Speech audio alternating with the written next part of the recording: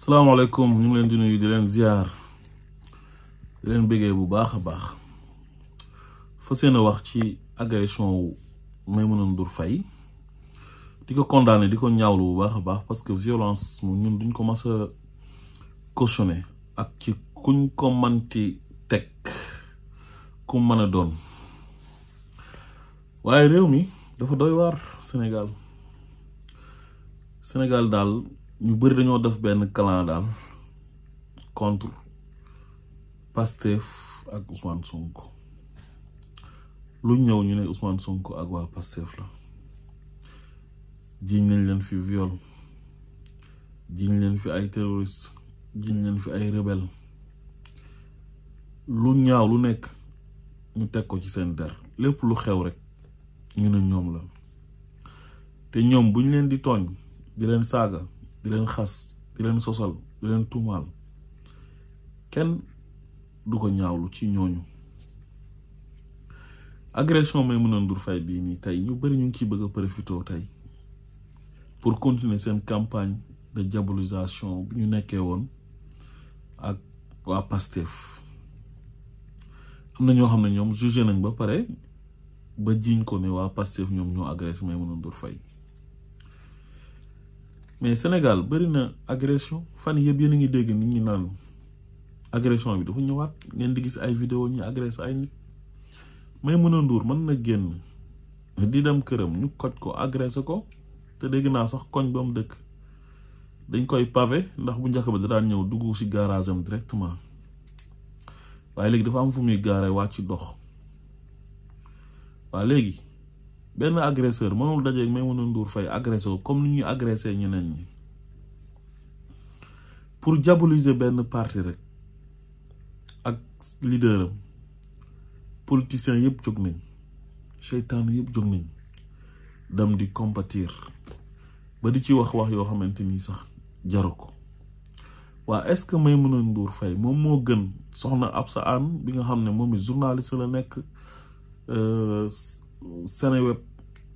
dem di couvrir di def liggéeyam couverture médiatique la doon def ay police agressé ko dóor ko ba toj kanam gi comme ni ñu agressé Maimouna noonu lañ ko agressé moom image yi gis ngeen vidéo yi te ñoo loolu ay force de l'ordre ñoo ko def ñi nga xam ne maintien de l'ordre la ñu war a def ñi nga xam ne ils sont censés sécuriser la population ñoom ñoo ñëw di agresser un journaliste bu doon def liggéeyam mais vague d'indignation bi ma gis ni yëpp tey ak wax yuñ ciy waxuñ ko te pourtant xamuñ kan moo agressé Maimouna Ndour Faye te jiñ nañ ko benn parti waaye xam nañ ku agressé Absa Anne te waxuñ ci dara nañ bàyyi naa fekk nañ bàyyi tooñ fii kenn masul gis ku bokk Pastef ku ñu jàpp ne da doon agressé nit wala daf doon violenter nit wala rey na nit te pourtant gis nañ ñoo xam ne APR lañ bokk ñu recruter fi ay nervi jox leen ay armes gis nañ président de la république ci boppam commandé ay armes ci turu présidence de la république ci événement yi amoon jox ko numéro 9 ba nga xam ne moo ci gënoon a fës ñëpp di ko gis jox ko ñeneen ak ñeneen ñoo xam ne ay nervi lañ ñiy tiré ci ay manifestants ñu gis ay nervi yoo xam ne dañuy jàpp ay nit ciblé leen torturer leen dem jox leen police wala gendarmerie Pape Ablaye Touré ay nervi ñoo ko jàpp dañ kaa dóor ba mu bëgg a dee torturer ko vidéo yaa ngi fi image yaa ngi fi est-ce que vague d'indignation bi am ci Maimouna Ndour Faye nii est-ce que amoon na ci Pape Ablaye Touré kon daal Sénégal dafa am ñoo xam ne daal ñoom ñoo gën ñeneen ñi maanaam boo ànd ak Macky Sall yow daal yow yaa gën ñëpp yow lépp luñ la def président bi sax dina génn Twitter condamné ko menacé comme à l'accoutumée ni muy def noonu tëkkuwaate te am na ay xale yu bari yu dee fii nii Macky Sall mësul def tweet jàlle leen te Maimouna Ndour mu ngeeg bakkanam te gëm nañ ne lii nii du ci dee ñaata doomi Sénégal fii lañ fi rey lâchement ci ay manifestation est-ce que manifestation war nañ ci mën a rey nit dóor leen ay balu fetal ñu dee mas ngeen dégg président def ci benn tweet génn tey agressé nañ Maimouna Ndour mi ñuy wax ne xëy na journaliste yu koy jàppale ci la bokk mu génn moom it mais waa Pastef ñaata yoon lañ fi subir ay agression ñaata nit lañ deele bi ñu commencé activité politique ba léegi plus de 80 personnes rey nañ leen ci ñu bokk ci Pastef ñii agressé nañ leen ñii torturé nañ leen am na ñoo xam ne instant bi ay handicapé lañ Mariama Sagna bi dëkkoon Kër Massar meeting bi doon président Ousmane Sonko di def foofu noonu 2017 meeting ba dafa jeex ñu jàpp ko agressé ko violé ko ba pare assassiné ko te mujjul fenn vague d'indignation bi nii est-ce que amoon na ki nga xam ne mooy leader bi di président Ousmane Sonko mais ay gendarme corps d'élite ak corps d'élite bu police mooy BIP ak GIGN agresse nañ ko fi digg bëccëg toj vitre otom asperger nañ ko fi liquide def nañ ko fi lu nekk waa léegi Sénégal daal moom dëkk impunité la quoi maanaam boo tuddee Maimouna Ndour Faye nekk directrice bu 7TV ñu jàpp na yow ku jàppale Macky Sall nga léeg-léeg nga yëkkati ay kàddu yu ñaaw jëmale ko ci waa Pastef prisonniers yi ñu mujjee libéré nii rek wax ju ñaaw ji mu ci wax ñëpp dégg nañ ko ba génn na sax ba jéggalu xam na lu mu wax dafa ëpp c'est trop donte jéggalu ba sax mu ngi ci doon teg ay menaces naan ay ñu nekk bitim réew xawma lan ak lan di menacer gis nga Sénégal ni ko Macky Sall yore lii bu dakkul lu ne mën na am Sénégal parce que dafa implanter haine ci xolu nit ñi dafa diviser nit ñi Macky Sall dafa am benn état boppam boo xam ne pour moom la ak waa këram ak ñu ànd ak moom boo xam ne tey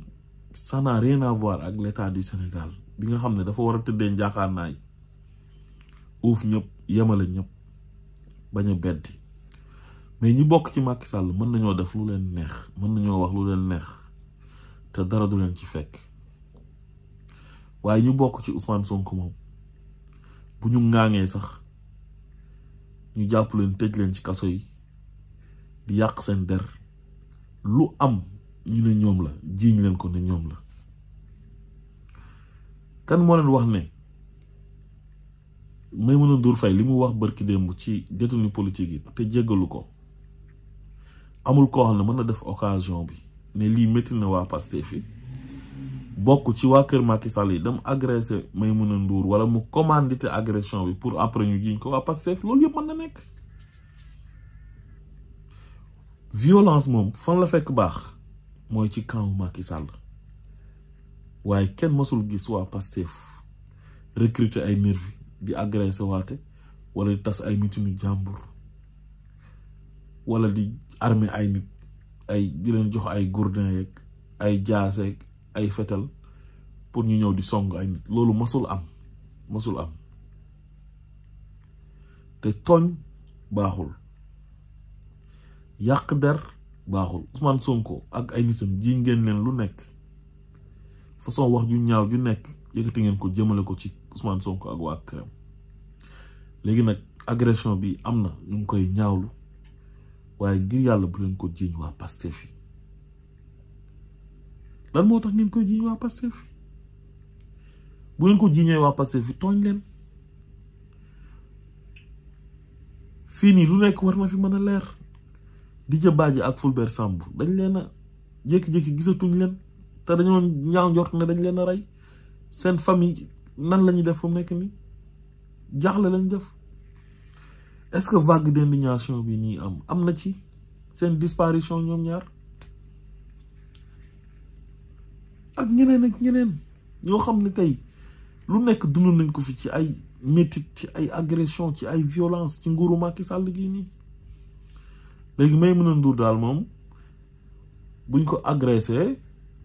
moom daal république bi yëpp ay jóg di condamné ba pare di jiñaate Sénégal doy na war te signe bu ñu signe Pastef ak Ousmane Sonko bañ leen dafa jéggi dayo